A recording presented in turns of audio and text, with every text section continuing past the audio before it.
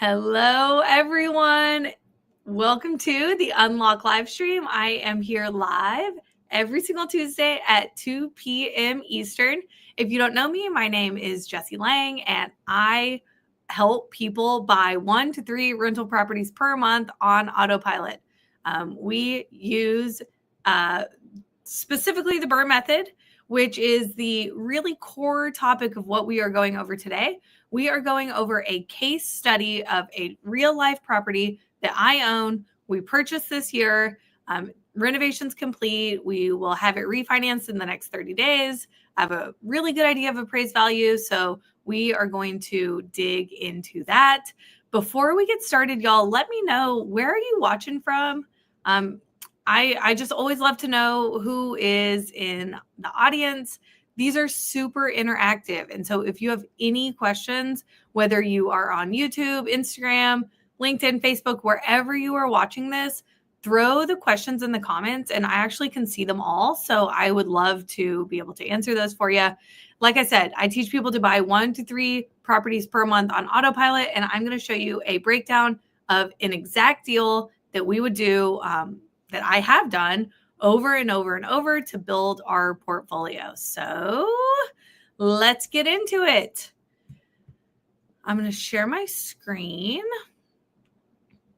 Let's do that. That is better. Awesome. So I see people hopping on. Hello, welcome. If y'all are just joining us, we are doing a live case study of some deal that I have done today. So as you can see here, this is our BRRRR calculator. This is custom built over the last 4 years. It is developed by an Excel expert. And I am actually going to kind of show you the main core of everything we're going to do is in this calculator, but I'm also going to give you some more supporting stuff as well. So let's look at this property. It is in Columbus, Ohio. It's zip code 4322213, I believe. And it's on Brentwood Avenue. It's a 2-bed, 1-bath, 700 square feet, y'all. This is not some big mansion property. It's not, you don't have to buy these huge major renovations. So just a small, stable 2-bedroom unit. We love buying these. Wholesaler came to me. They were asking $92,000 for this property. And I said, absolutely not. That's just not going to work with what it needs. So we renegotiated, and I'm going to get to exactly what we got the price down to. But first, I want to show you what the property looked like before we bought it. So this is the property. I'm not going to go through every single picture in detail, but as you can see, it really needed the works. The hot water tank, we were able to save the tub surround, but a new bathroom otherwise. New furnace, we added AC. Obviously, it needs a lot of cosmetic work. This is a full cosmetic rehab. Here's a pro tip. If you ever see an AC unit in the window, it's unlikely that that property has air conditioning. So just one kind of tip if you're buying based on photos. Look at this kitchen, man. This thing it's in bad shape. So this was the property before we bought it. It needs all new siding. The backyard was, there was a shed. There was huge overgrowth, lots of rubble, just really kind of not very cared for at all. You can see the front screen's broken. These windows are really old. The roof actually was in great condition. So we were able to keep that. But other than that, it really needed a lot of work. So this is kind of what we were working with ahead of time, right? This is our before. And let me show you the point we got it to after. And if you guys have been on, if you were on our punch list walkthrough, this is the property I was at. So you actually saw me walking through, doing our punch list, all the final details. And then this is our finished product. So one thing I want you to notice, is it in absolutely perfect, pristine condition? It is not, y'all. It is a rental. We made smart financial decisions, the best decisions that we can to get it to a point of being clean, safe, affordable housing. And so let's take a look. Scroll through these. all new siding. We do the same color on all of our rental properties. I'm not reinventing the wheel here.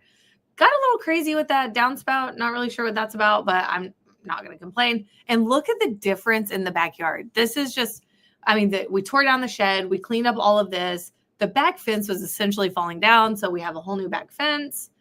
Nice, huge yard for, family, kids. Obviously, we want to be careful of fair housing. So just, watch how you advertise. But look at this property. The difference is night and day. So I'm curious what you guys think was the cost of this renovation. Let me know in the comments how much. You saw the before, you've seen the after. How much do you think that this renovation cost us? I'll keep going. We always do a backsplash. We want to harden the property. We always do handles or like drawer pulls because it just keeps people's hands off of the cabinets themselves. So just kind of longevity. Disposal. We did a dishwasher. We did a built-in microwave. We enclosed the washer dryer just to make it, there is no basement here. So we just want to make it a little more, your washer dryer is not right in your kitchen, right when you're watching TV. So like I said, we were able to actually save this the tub surround, and it turned out just fine. So this is the property, and this is the same paint, the same flooring, the same lighting package, the same cabinets, everything that we use, because I cannot express to you enough how if you're building a scalable business, you have to be systematized. When I go to replace, any hardware, anything, it is a light. It's the same paint touch-ups. It's the same paint for our entire portfolio. If you are buying turnkey, you do not have the benefit of standardizing your portfolio because one you bought was painted this color and one has this flooring and one has this. So it's just a lot more to keep up with. So I love, love, love a standardized portfolio just like this. So that's kind of our before and after. Lizzie's kind of giving away the secrets here, but yes, this was a $43,000 renovation. I underwrote it at $45K, and I'll change this actually. I underwrote it at $165. So I'm missing a zero. 165. Oh, Lizzie, if that was a true guess, you crushed it. It was, yeah, exactly right. It was 43 and some change, 44K. So you nailed it. Really good work. We underwrote it at 165. This part of our calculator here is basically just a quick analysis. Before you get into a full analysis, what could you offer? That's what MAO, maximum allowable offer. You know what it's worth. You're going to run your comps to see what it's worth. You are going to underwrite at 70, 75%, whatever your standard is. You're going to put in your estimated renovation costs, and it's going to tell you about how much you could pay. Okay. So I underwrote at 165 after repair value, 70% loan to value. Even though our lender is going to give us 75%, but I'm going to have some other costs throughout, right? Holding costs, closing costs. So I kind of build in another 5%. This says that I could offer $70,500 and leave no money in the deal. That's really the goal here. That said, they're asking 92. So this is a bit of a jump. I underwrote this, and I could genuinely make a strong, firm offer I started at 72. I think we settled on 78K. So we paid $78,000 to the wholesaler. They actually had this in contract for $55,000. So their fee was the difference. They put in all the hard work. They got the title work done. All I had to do as a buyer was show up and close the deal. And so to me, that is absolutely worth the fee. It's a deal for me. It's a deal for them. It's a deal for the seller. Everyone's happy. We all move on. So I paid $78K.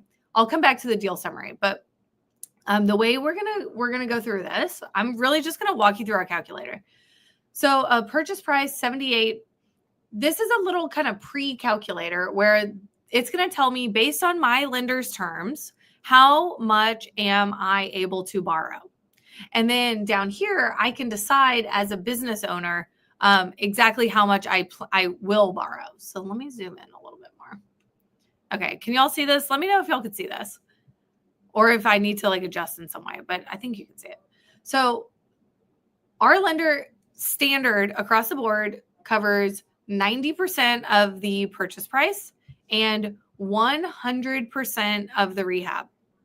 100% of the rehab. So I'm coming to this deal with none of my own money out of pocket for the rehab. I'm coming with about, here, we'll look at it, but a little less than 10%. Sorry, I don't want to lie to you. About 11% down. So think of it as like 11% down payment. So the lender says I can borrow up to $70,200. That's what I'm going to do. I'm going to borrow $70,200. And they say I can borrow up to $43K for the reno. On this one, they actually, I borrowed $41,975. That is how the numbers kind of worked out. So in my loan closing documents at the time of closing, I signed a mortgage and a promissory note saying that I would borrow $70 towards purchase, $41,975 towards renovation. I didn't get that renovation money up front. It is run on a draw process. If anyone has any questions about kind of how a draw process works, then I would love to explain that on a different video. Just reach out to us. So Brian is saying that he wants a copy of the calculator. Awesome. That's from Instagram. So we actually provide this to all of our mastermind and all of our 90-day challenge students. I am hosting a workshop immediately after this where I break down exactly what those kind of programs look like. And this is something that we are looking day in and day out with students in their calculator. So definitely, Lizzie's going to post the link to that workshop. So you should definitely sign up if you would like a copy. So interest rate on my hard money, which is the purchase, is 12% standard across the board. Interest is paid monthly. This was our actual loan closing cost. And remember that I am going to, as the buyer in an off-market deal, it's super common that you're paying both sides, the buyer side and the seller side. So I actually paid the seller's closing costs as well. So that's why that's a little bit high. My loan closing costs, $1,200 plus a $600 appraisal, super standard, and 1 point. And the really cool thing about this lender is that they actually allow you to pay the point at the time of sale or at the time of refi. So I didn't have to pay this point up front. A point is equal to 1% of the loan amount. So in this case, it was like $1,300. I didn't have to pay it. I'm going to pay it on the refi. If you guys want access to the exact lenders that we use, type lenders in the chat and Lizzie will get you some information because we share all of those with everyone. So if you want the same lender that I'm using here, then type lenders in the chat and we'll get that over to you. Now, this is if you were to fund the gap and like pay for your down payment with another loan, but that we're not doing that here. So I just paid cash down. And then we're going to get to the renovation section, or I'm sorry, to the refinance section.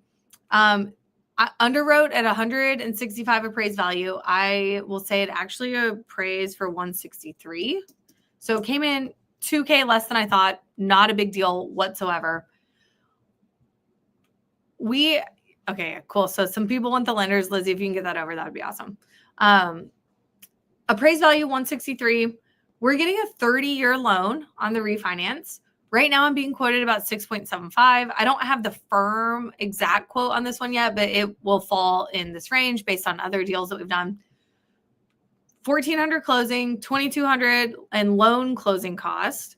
Another point, okay, I have 2 loans on every BRRRR deal, a purchase loan and a refinance loan. And so I'm not going to get too much into these, but the seasoning period and DSCR limitations are going to be things that are kind of set by your lender. They can vary, but they're both designed to protect the lenders. So you just plug those in directly from your lender. Then we get down to the rent section. So this is going to rent for $1,295. It's listed. We have a couple applications in that we're just going through. Insurance is $69,000. Taxes are $130,000. Those are my actual taxes. I obviously have done the math on that. And then we get to the results. This part in the results section is kind of, everything else was an input. And now it's like, tell me about this deal. Is this a good deal? So let's look at kind of some of our major KPIs. $12K down, $12,600 down. that's because my renovation cost is being covered by my lender, right? So that's about 11% of my money kind of out of pocket up front. I'm not using a second loan to fund the gap because I use my own cash. But if you used a HELOC or if you borrowed it from a private lender, totally possible. You would just put that there. My total interest expense on this loan based on these dates, I guess I skipped the dates. Let's go back for a second. So these dates, there's 3 really important dates that you need to know. You need to know when you bought it, when it's occupied, because the time it becomes occupied is when the holding costs stop being your responsibility because you have incoming rent to offset that, right? And then the refinance cost is when your hard money lender, that loan payment stops and you would transfer into like your long-term lender. So I will have this done by the end of the year. It should be well before that, but I'm underwriting at 12/31. And so with all of those numbers in mind, it's calculating my interest expense for this entire project is about $6,100. So the way that this works is I think of it this way. If I want to borrow it's $130K is the payoff. If I want to borrow $130K, how much is that going to cost me? It's going to cost me $6,000 for half a year. So I think of it like the money store. I'm going to go to the money store and I'm going to say, hey, how much will it cost me to borrow this amount of money? That's how you should be thinking about it. Then we just have our payoff, I'm sorry, I borrowed $112. I'm so sorry. I was ready for $130. We'll get to that. So I borrowed $112. It cost me $6,000. Interest paid on the total is $118. All said and done, my payoff is going to be $118. Then renovate section. Obviously, we have our repair costs. We have holding costs. These are your taxes, your insurance, your utilities during the time that the project's being done, right? No one can live there when it's under construction. So you're going to have to carry these costs. So for me, it was about $9,600 out of pocket. I already had $11,000 out of pocket. So I'm in it for about $20K of my own money. All in to get this project, what we call rent ready, $134,000. That is the purchase, 2 finance costs, all your holding costs, your taxes, your insurance, your interest that you paid, anything like that. So this is a really important number. It's kind of your rent ready. Now we get down to the refi section. I'm not going to go into the DSCR limitation, but y'all, this is something you absolutely need to understand. Let me know in the comments if y'all want to learn more about DSCR and loan limitations. I can bring on a lender. So that would be kind of a cool idea. But y'all let me know if that's something that would be interesting to you. So I'm going to have some more closing costs on the refi. And my total monthly mortgage PITI, principal, interest, taxes, insurance, is $992. Now remember, this is going to rent for $1,295. Or well, let me do this part first. So what this is saying, cash at refi. This is a super important number that I have seen tons of new investors get themselves in trouble. There is a chance that you may have to pay money to close your refinance. There is a chance that you have to come out of pocket to close your refi. If you don't understand that, no, the lender's not going to close until you have that money ready.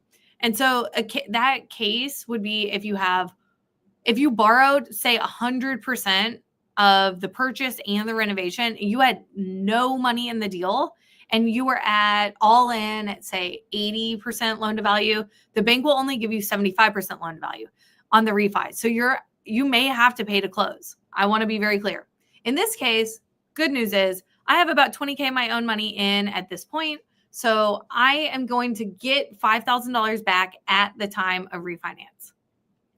Where does this net me out for this entire deal? This entire deal, it's looking like we're going to be about $16,000 in the deal. And that is if this property appraises for the 163 that it appraised for at the initial purchase. Excuse me. But the good news is, since I bought this in July, that their have been some new sales comps in the area. So I'm actually projecting that this will be about 7,000 to 10,000 higher. So I want to show you kind of how these numbers work together. So if my appraised value is higher than we projected, and the bank will still give me 75% of that new value, I'm going to leave less of my own money in the deal. So watch this. If this appraises for 170, which comps definitely support, remember before I was leaving 16K in the deal, look what's happening now. I'm leaving $10,000 in this deal. Now, ask yourself, would you buy this property right here for $10,000? I really want to hear from you. Would you buy this for $10,000? I know I would, because I did, and I would do it again and again and again. The alternative is that I'm going to pull out my calculator. The alternative is you bought this turnkey and you had to put 20% down. So 170 times times 0.8. 170 times 0.8. So you would have to put 20% down. 170, sorry guys, times 0.2 is the opposite. You'd have to put $34,000 down versus the $10,000 I have in the deal, plus my portfolio standardized, which you don't get when it's turnkey. So in addition to buying this for $10,000, I have forced about $32,000 in appreciation. I forced $32,000. It is my money, but it's tied up in a deal. It's a beautiful thing. Now we get to like the rent analysis section. Monthly net cash flow with a long-term rental is about 140 on this one. That's after accounting for repairs and vacancies. If you were to add those back in, it's about 269.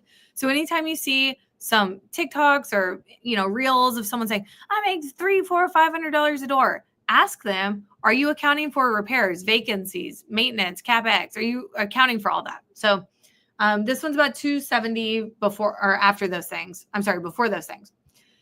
So now let's look at this section. BRRRR turn time 167. This is actually pretty long for us. We had an issue. This is days, 167 days. So we had an issue getting a permit for the siding that added a couple weeks. Normally, we're actually closer to about 120 days, which is 4 months, and that is to get through the entire BRRRR process. My cash-on-cash return is 15%. I'll take that all day long. My payback period is about 6 years, and that is assuming that nothing changes, that I don't refinance, that I don't raise the rent, that I don't change a thing. But I am going to raise the rent, and you know what? I may refinance. I don't know how it's going to happen. So that's if you didn't touch a thing. How long would it take you to get back that $10,000? And then my favorite part of the entire calculator, y'all, is the long-term property analysis. And the reason I love this so much is because we are not buying deals. We're not investing our money into real estate specifically for today, right? This is our future. This is our retirement plan. This is our generational wealth. So if all the efforts I'm putting in today, how is that going to play out for me in the future? And so the calculator analyzes like an annual rent increase, annual increases in your expenses too. Your expenses are definitely going to go up. So and day one, I have 32K in equity plus 140 a month cash flow. Well, what happens at the end of year 5? We're up to 270 a month in cash flow plus $88,000 in equity. Remember, equity equals your money. It's just tied up in a house. At the end of 10, 15, 20 years, we're making $750 a month and 250K in equity. That's wild. And you're going to blink your eyes and it's been, 5, 10 years. So this stuff can happen a lot faster than you think. And then if 30 years, the reason this jumps so much is because the mortgage is now paid off. I don't have a $900 mortgage payment, $1,000 mortgage payment every month. So all of a sudden, I have my taxes, insurance, but everything else is going straight to the bottom line. So that's kind of like a 30-year projection. I will be impressed if I hold anything and don't refinance for 30 years because that's a lot of equity to just be sitting on. So that's my personal strategy. But what I love about this calculator is it's just showing you the scenarios. It's just showing you your options. And then you, as a savvy investor, you can make the decisions. You can decide, am I going to borrow as much as the lender will let me? Am I going to refi? I actually just did a deal analysis with a student in our mastermind that was a really, really good exercise because he is interested in both cash flow and appreciation, where he's probably more interested in cash flow than some other, like many other investors. So we did a fun example where we actually went through this loan to value. So I want to show y'all something. At 75% loan to value, meaning I'm borrowing the maximum allowed amount that the lender will allow me on the refinance, 75%, I have a cash flow of, what did we say? 140 plus 10K in the deal. I want you to memorize these two numbers. 140 cash flow, 10,635 in the deal. Now watch this. If I don't borrow the maximum, say I only borrow $60,000, or I'm sorry, 60%. Watch what's about to happen. I now have $35,000 in the deal, and that's because on the refi, I'm deciding to not pull out the maximum, meaning I'm going to have more equity in the deal, okay? Then $300 a month in cash flow. So that doubled my cash flow. And so what the calculator is good for is it tells you a lot. It absolutely tells you a lot, but it's not giving you the answers, y'all. I want to teach you to be savvy investors. I want to teach you how all of these numbers work together and how you can pull one lever and pull another lever and you can watch the deal change. There are infinite number of ways to get creative in real estate. And that's what I love. That's what I love so much about this industry is like, once you get the fundamentals, once you get everything and like how the numbers work together, then you are unstoppable. People think like, oh, my superpower as an investor is blah, blah, blah. And I'm telling you, you're probably wrong. Your superpower as an investor is to understand how to underwrite a good deal. You can outsource construction. You can outsource lending. Of course, we do that every day. You can outsource property management. You can outsource everything. The thing you should not outsource that you have to become the expert is learning how to underwrite a good deal. What makes a solid deal? What construction are you comfortable with? Like, how do the numbers work together? So that's my little rant. That is your superpower as an investor. And if y'all want to learn this, literally, I teach this all day, every day. I love it. I cannot be stopped. Don't get me started talking about real estate because I won't stop. I am hosting a workshop immediately after this. It's 3:00 Eastern. So half an hour, take a little break, go get a snack, whatever you need to do. And Lizzie dropped the link in the chat. I want to show you a little bit more about this process. We're going to go over the whole BRRRR cycle. And I'm also going to show you exactly how you can also buy 1 to 3 rentals a month on autopilot. So absolutely love to see you there. And thanks y'all all for coming. I will see you next week.